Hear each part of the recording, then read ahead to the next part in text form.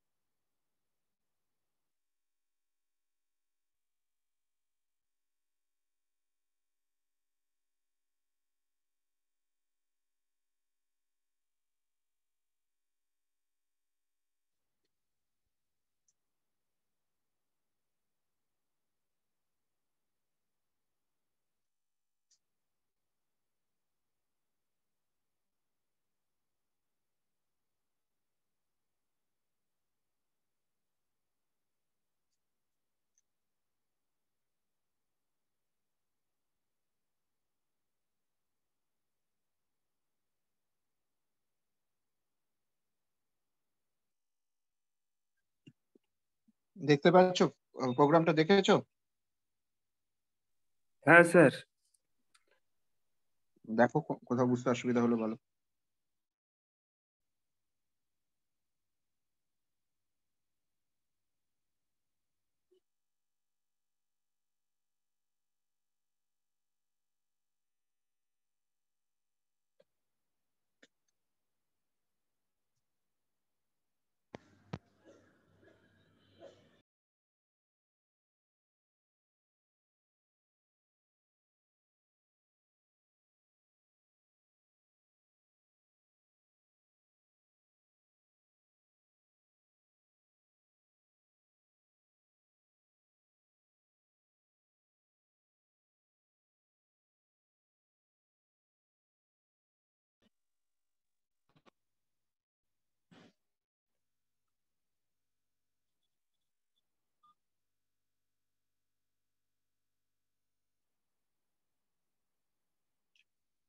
আর bubble শার্টের যে template ফাংশনটা করতে বলেছিলাম, সেটা করতে কোনো অসুবিধা নেই তো?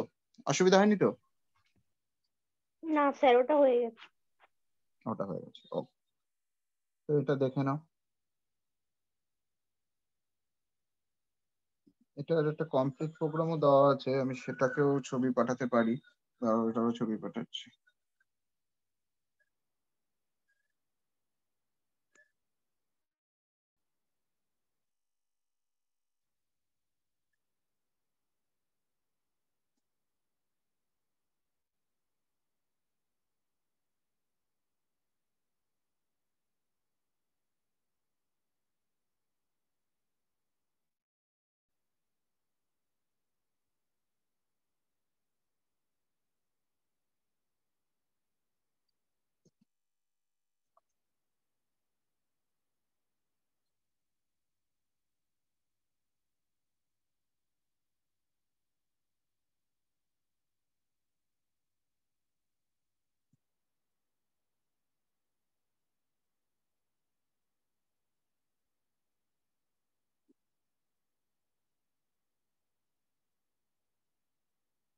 স্যার তাহলে এটাতে যে মডিফাই আর ডিসপ্লে যেটা বলেছে ওইটা তাহলে কি মানে ফাংশন? ডিসপ্লে তো আছেই, ডিসপ্লে তো এখানে আছে। মডিফাইটা এই প্রোগ্রামটার মধ্যে মডিফাইটা নেই।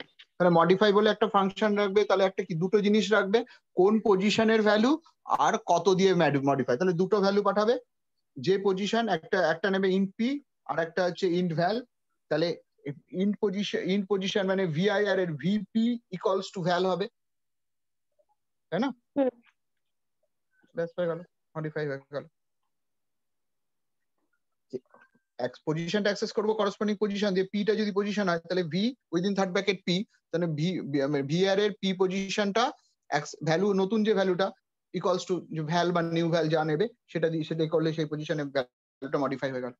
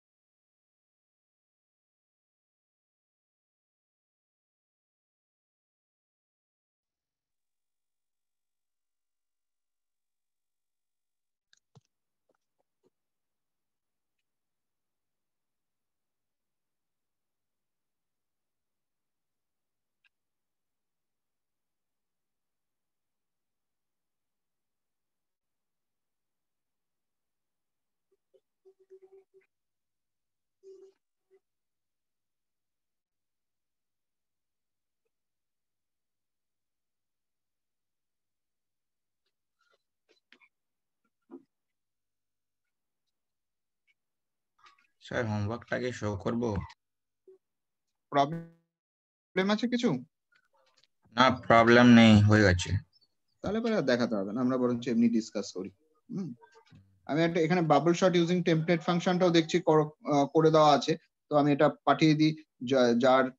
যাদের অসুবিধা আছে তারা একটু দেখে নেবে, আমি একটু পাঠিয়ে দিচ্ছি।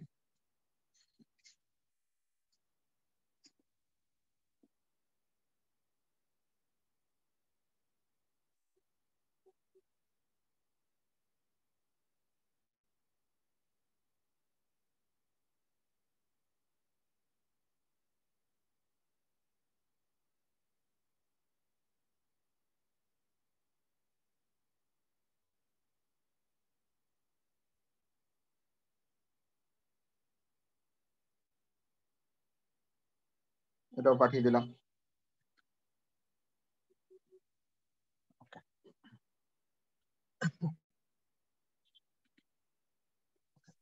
স্যার বলছি যেখানে ভেক্টর টি স্টারে যে কনস্ট্রাক্টরটা ওখানটা আবার বুঝিয়ে দেবেন।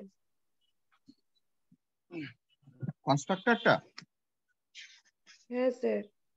আচ্ছা দেখছি, এক মিনিট কি করেছে।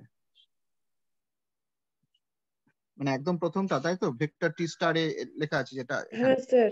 হ্যাঁ, এখানে কি করা হচ্ছে, আহ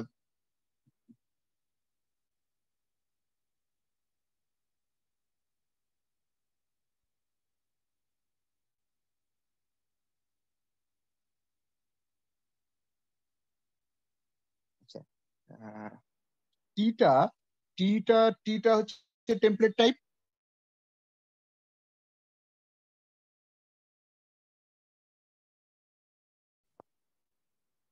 হ্যালো হ্যাঁ স্যার। হ্যালো, শোনা যাচ্ছে? পেজটা হ্যাঁ আপনি শেয়ার হ্যাঁ, করবেন? পেজটা শেয়ার করে বলবো। হুম। ওকে,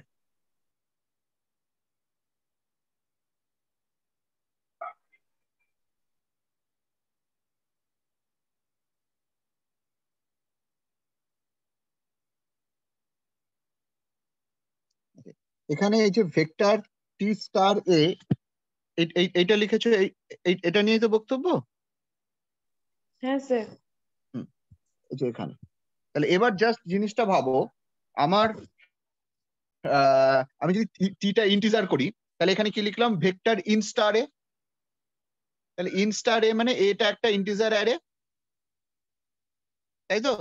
তাহলে এবার এখানে ভিটা একটা অলরেডি একটা ইন্টিজার অ্যারে আছে টি স্টার ভি, সেই এ অ্যারে এর কন্টেন্টটা ভি অ্যারে তে কপি হয়ে যাচ্ছে, vi ইকুয়ালস টু ai। তাহলে ভি অ্যারে এর মধ্যে এ অ্যারে এর কন্টেন্টটা কপি হয়ে যাচ্ছে।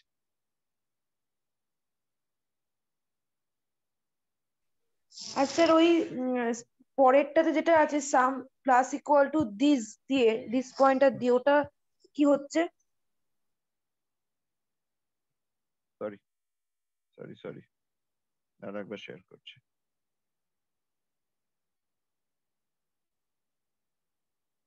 হ্যাঁ, এই স্টার্টটা কি হচ্ছে দেখি।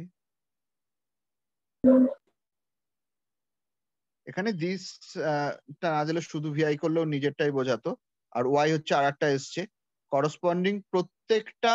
মানে কি হচ্ছে, ধরো একটা অ্যারে আছে 1 2 3, একটা অ্যারে আছে 4 5 6, ঠিক আছে, যে এক্সাম্পলটা ওটা নিয়েছে, ঠিক আছে। তাহলে 1 2 3 টা যদি অরিজিনাল অ্যারে হয়, আর ওয়াই অ্যারেটা যদি ওয়াই যেটা ভেক্টর যেটা আসছে সেটা 4 5 6 হয়, বিকজ 1 ইন্টু 4 যোগ 2 ইন্টু 5 যোগ 3 ইন্টু 6 এইটা করেছে।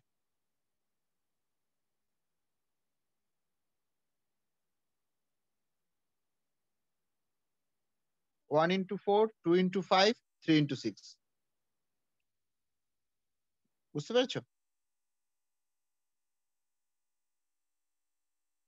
1 ইন্টু 4 হ্যাঁ 4, স্যার। 2 ইন্টু 5 10 14, আর প্লাস 3 ইন্টু 6 18, 14 প্লাস 18 32, এই কাজটা ওরা করেছে। এটা এরকমই করতে হবে এমন কোনো কথা নেই, তুমি এরকমও করতে পারো, এটা স্কেলার এটা ভেক্টর দিয়ে ভেক্টর গুণ করেছে বলে এটা করেছে, ভেক্টর ইন্টু ভেক্টর করেছে। একটা ভেক্টরকে স্কেলার দিয়ে গুণ করলে পারে শুধু ইন্টিজার, যেমন 1 2 3, এটাকে যদি একটা স্কেলার 3 দিয়ে গুণ করো তাহলে 3 কি হয়ে যাবে, 3 6 9 হয়ে যাবে, সেটা রাখতে পারো। আবার ভেক্টর ইন্টু ভেক্টর করে যদি একটা শুধু ভ্যালু রাখো তাহলে শুধু 1 ইন্টু 4 একটা ভ্যালু হবে, 2 ইন্টু 5 10 একটা ভ্যালু হবে, 3 ইন্টু 6 9 18 একটা ভ্যালু হবে, এরকমও রাখতে পারো। ঠিক আছে? হ্যাঁ স্যার। তোমাদের কোশ্চেনে কি কোন মাল্টিপ্লিকেশনটা বলেছে দেখি? যে multiply by scalar value, C যেটা বলেছে to multiply by scalar value. Scalar value মানে একটা জাস্ট ইন্টিজার দিয়ে গুণ করবে, তাহলে কন্টেন্টটা যদি 1 2 3 থাকে তাহলে এবার এম দিয়ে গুণ করলে মানে M into 1 M into 2 M 2 M 3 into M 3 M এরকম ভাবে হবে, স্টোর হবে। 1 2 3 থাকলে 3 6 9 হবে। ঠিক আছে? স্যার হ্যাঁ বলো। স্যার এখানে যে নিউ ইউজ করেছে তো একটা ডিস্ট্রাক্টর লাগবে না? হ্যাঁ রাখা উচিত, নিউ ইউজ করলে অবশ্যই রাখা উচিত। আচ্ছা ডিস্ট্রাক্টরটা তো মানে প্রোগ্রাম যখন রিটার্ন 0 জায়গায় যাবে তখন অটোমেটিক্যালি কল হয়ে যাবে তো? অটোমেটিক্যালি কল হবে। হ্যাঁ ঠিক আছে। যখন যখন এই যে এটা তো একটা ভেরিয়েবল, পয়েন্টারই হোক যাই হোক আলটিমেট একটা ভেরিয়েবল, সেই ভেরিয়েবলটা যখন আউট অফ স্কোপ হয়ে যাবে তখনই এটা কল হয়ে যাবে। মানে তুমি যে অবজেক্টটা কল করছো, এই যে অবজেক্টটা কল করছো এখানে তুমি লিখছো সে এই যে ধরো ভেক্টর ইন্ট v1, তাই তো? v1 একটা ভেক্টর নিলে, তাহলে এই v1 ভেক্টরটা যখন এই v1 ভেরিয়েবলটার অ্যালোকেশনটা ডাইনামিক্যালি, কিন্তু v1 ভেক্টরটা তো একটা একটা অটো ভেরিয়েবল অবজেক্টটা, তাহলে এবারে সেই অবজেক্টটা যখন তার স্কোপ আউট অফ স্কোপ হয়ে যাচ্ছে, এই প্রোগ্রামটা যখন শেষ হবে তখন আউট অফ স্কোপ হয়ে যাবে, তখন ও কি করবে, ওই ডিস্ট্রাক্টরটাকে কল করে দেবে, এবং ডিস্ট্রাক্টরটাকে যে কল করবে সঙ্গে সঙ্গে তার এগেইনস্টে যে ডাইনামিক্যালি যে অ্যালোকেশনটা আছে সেটা ডিঅ্যালোকেটেড হয়ে যাবে। বুঝা গেল? হ্যাঁ স্যার। ওকে, আর কি বলো?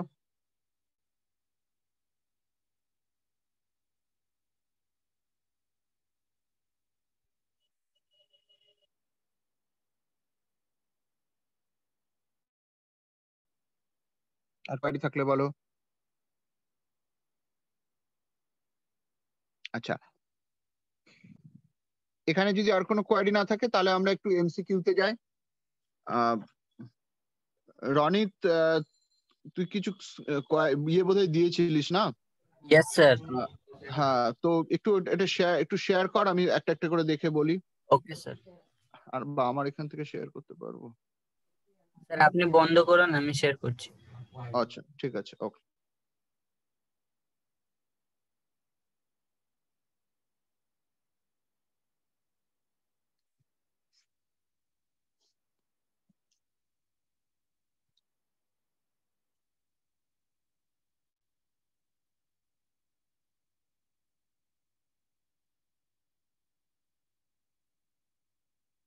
আচ্ছা, ফার্স্ট কোশ্চেন আছে a template provides a convenient way to make a family of variable function classes program। এখানে বি আর সি দুটোই হবে, ফ্যামিলি অফ ফাংশনও হবে আবার ফ্যামিলি অফ ক্লাসেসও হবে। ঠিক আছে, বি আর সি দুটোই কারেক্ট। ওকে, স্যার তাহলে ঠিক কিভাবে করব এক্সামে? যে কোনো একটা, দুটোতেই নাম্বার পাবে। টেমপ্লেট ক্লাসও হয়, টেমপ্লেট ফাংশনও হয়। সুতরাং ফাংশন টেমপ্লেট যখন হবে তখন এটা ফ্যামিলি অফ ফাংশন, যখন ক্লাস টেমপ্লেট হবে তখন ফ্যামিলি অফ ক্লাস। এখানে দুটোতেই নাম্বার পাবে। কোশ্চেনে ভুল থাকলে তোমরা কি করবে, নাম্বার পেয়ে যাবে, দুটোই অবশ্যই পাবে। 2 নম্বর আছে static member function can manipulate only on static data. Static data হবে। হ্যাঁ অবশ্যই স্ট্যাটিক ডেটা হবে। নেক্সট,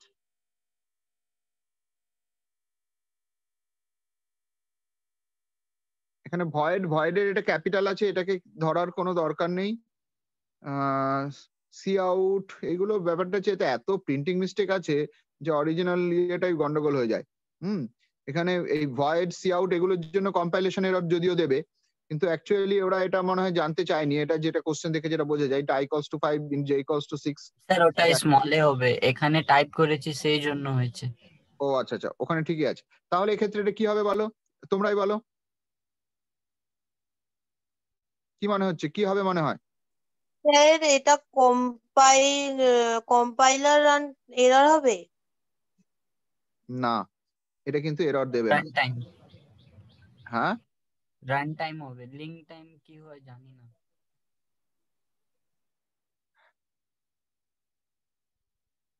হ্যালো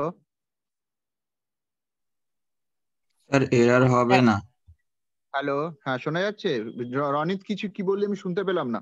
বলছি লিঙ্ক টাইম এররটা কি জানি না। লিঙ্ক টাইম এরর মানে হচ্ছে লিঙ্কিং এর সময় আমরা কম জিনিসগুলো কি হয়, লিঙ্কিং করতে গেলে অনেক সময় এরর হয় না। লিঙ্কিং মানে হচ্ছে কি, এক একটা মডিউল, যেমন আমরা যখন সি প্রোগ্রাম একদম আগে দেখিয়েছিলাম, ফার্স্টে তো আমরা কি করি, কম্পাইল করি, তারপরে লিঙ্ক করি, তারপরে এক্সি ক্রিয়েট করি, তিনখানা জিনিস। আর এক্সি ক্রিয়েট করার পর যখন এক্সিকিউট হয় তখন হচ্ছে রান টাইম। তাহলে এই মাঝখান কম্পাইলেশনেরটা মানে হচ্ছে কম্পাইলেশন এরর। কম্পাইলেশনটা হলো কম্পাইলেশনের পরে কোন একটা পার্টিকুলার মডিউলের সাথে লিঙ্ক হচ্ছে, মানে কোন কোন কোন মডিউলের সাথে কোন মডিউলটা কাজ করবে। লাইব্রেরি ফাইল হলে তাই সেই লাইব্রেরির সাথে কোন লাইব্রেরি মানে কল করলাম সেই লাইব্রেরিটা আছে কিনা সেটা দেখবে। এইগুলো হচ্ছে লিঙ্ক টাইম এরর, মানে লিঙ্ক টাইমে এই কাজটা হয়। এখানে প্রবলেম হলে লিঙ্ক টাইম এরর। আর প্রোগ্রামটা যখন এক্সিকিউট হচ্ছে তখন হচ্ছে রান টাইম এরর। ওকে, তাহলে এখানে আমরা জানি সি প্লাস প্লাসে কিন্তু আমরা ডাইনামিক্যালি যে কোনো জায়গায় আমরা অ্যালোকেশন করতে পারি। যেহেতু যে কোনো জায়গায় অ্যালোকেশন করতে পারি, তাই এটা ইন্ট i equals to 5 বা ইন্ট j equals to 6 এটা কিন্তু এখানে কিন্তু এরর দেবে না। এখানে কম্পাইলেশন বা রান টাইম কোনো এররই হবে না, এটা কিন্তু নান অফ দ্য অ্যাবাভ হবে।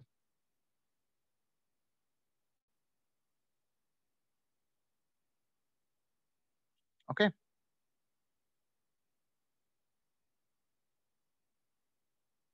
আচ্ছা next, which of the following is not a supported storage class supported by C++? Storage class আমরা কি কি জানি, চারটেই স্টোরেজ ক্লাস, সেটা হচ্ছে অটো, রেজিস্টার, স্ট্যাটিক, এক্সটার্ন বা এক্সটার্নাল। এখানে এখানে দুটো রেজিস্টার, দুখানা ঠিক দিয়েছে, দুটো ভুল দিয়েছে, সুতরাং সি আর ডি দুটোই হচ্ছে তোমার answer. Not a supported storage class বলেছে, সিও সাপোর্টেড স্টোরেজ ক্লাস নয়, ডিও আর সাপোর্টেড স্টোরেজ ক্লাস নয়। ওকে,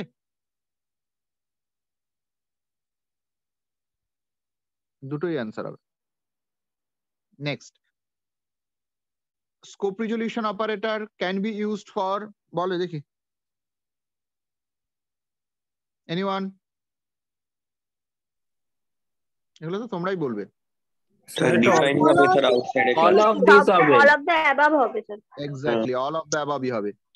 একটা মেথডকে বাইরে ক্লাস ডিক্লেয়ার করার জন্য আমরা স্কোপ রিজলিউশন ইউজ করি, স্ট্যাটিক মেম্বারকে ডিফাইন করার জন্য আলাদা করে লিখতে হয় তখনও ইউজ করি, আবার গ্লোবাল ভেরিয়েবলকে আনকভার করার জন্য করতে হয়, সুতরাং এটা অল অফ দ্য অ্যাবাভ হবে। ওকে, কনস্ট্রাক্টর অফ এ ক্লাস, এটাও তো তোমরাই বলবে, বলো।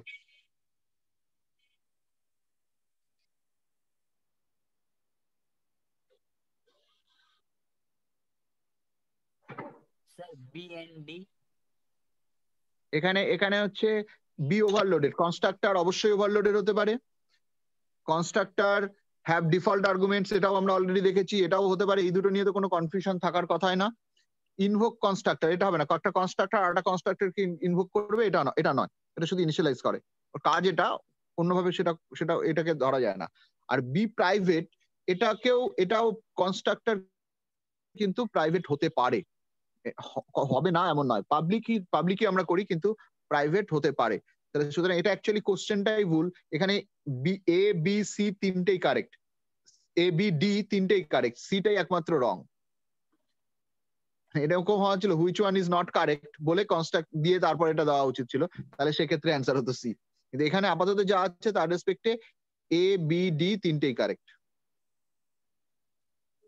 আচ্ছা, নেক্সট কি আছে, reuse of function is also called, বলো। ওভাররাইডিং। Function overloading.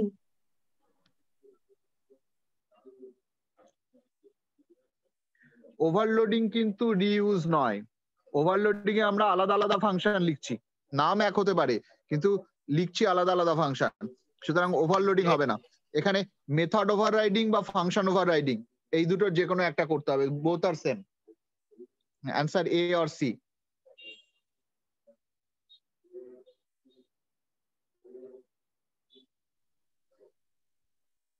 স্যার ওই মেথড ওভাররাইডিংটা আরেকবার বলবেন? মেথড ওভাররাইডিং আর ফাংশন ওভাররাইডিং একই। কি হচ্ছে, বেস ক্লাসে যখন একটা বেস ক্লাসে যে ফাংশনটা আছে সেই সেম সিগনেচার, মানে same return type, same argument, same name, function name same, সেটা যদি আবার ডিরাইভ ক্লাসে যদি সেম নামে আর একটা ওরকম ফাংশন লেখা হয় তখন সেটাকে বলা হচ্ছে ফাংশন ওভাররাইডিং বা মেথড ওভাররাইডিং। কেন ওভাররাইডিং বলা হচ্ছে, তার কারণ হচ্ছে আমরা যদি এবার ডিরাইভ ক্লাসের একটা অবজেক্ট তৈরি করি, সেই ডিরাইভ ক্লাসের অবজেক্টের ক্ষেত্রে সেম নামের দুটো ফাংশন তো এক্সিস্ট করতে পারে না, same name same signature exist করতে পারে না। সেক্ষেত্রে বেস ক্লাস ভার্সনটা আমরা পাবো না, শুধুমাত্র ডিরাইভ ক্লাস ভার্সনটাই পাবো। সেই জন্য ডিরাইভ ক্লাস ভার্সনটা কি করছে, ওভাররাইড করছে বেস ক্লাস ভার্সনকে। সেই জন্য এটাকে বলা হচ্ছে ফাংশন ওভাররাইডিং বা মেথড ওভাররাইডিং।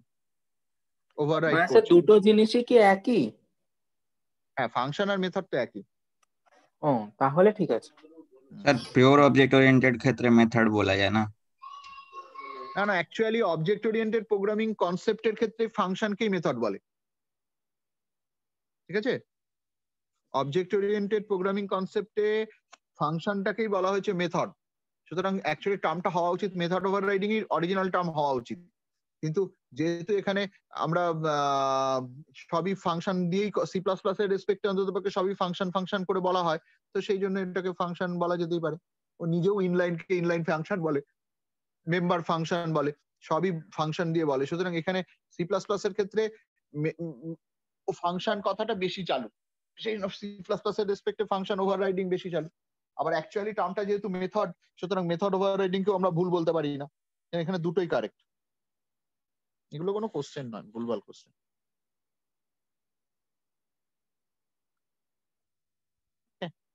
নেক্সট কি আছে, one can code a default exception handler by creating a catch block. হ্যাঁ, এটা বলো, এটা তো, এটার কোনো সমস্যা নেই। এটা সি এলিপসিস ওটা হবে। হ্যাঁ, এলিপসিস। এলিপসিস মানে হচ্ছে তিনটে ডট, তিনটে ডট হলে পারে একদম জেনারেল ডিফল্ট এক্সেপশন, বাকি কি আছে না আছে ব্যাপার নেই, সব এখানে কট হয়ে যাবে। ওকে, আচ্ছা নাকি আর নিচে কি আছে দেখি, একটু পড়তে পারলাম না।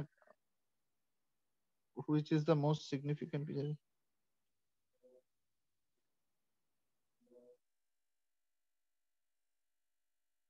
বলো কি মনে হয়? Sir code reusability. এটাও কোড রিউজেবিলিটি হবে, কারণ একই কাজ আমরা একই কোড ইউজ করছি, একবার ইন্টিজারের জন্য, একবার ফ্লোটের জন্য, একবার ডাবলের জন্য, সুতরাং এটা হচ্ছে কোড রিউজেবিলিটি। টেমপ্লেটও আমাকে কোড রিউজেবিলিটি দিচ্ছে, ঠিক আছে? ওকে, নেক্সট। আর নেই? ওকে, না স্যার। আর কোনো কোশ্চেন থাকলে বলো। বাকিদের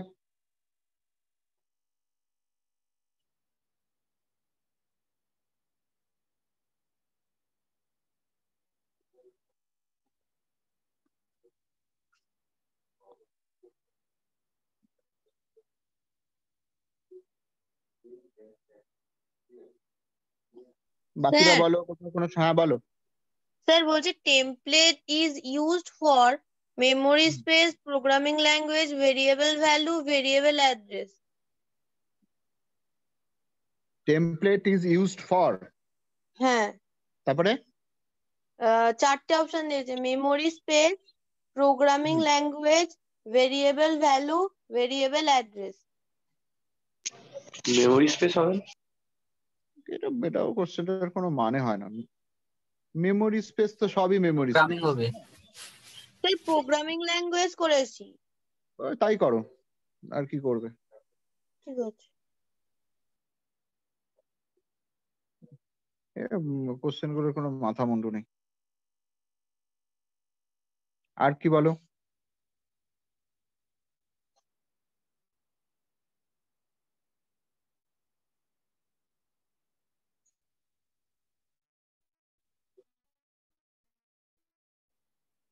আচ্ছা, এটা শেয়ারিংটা অফ করে দে রনিত।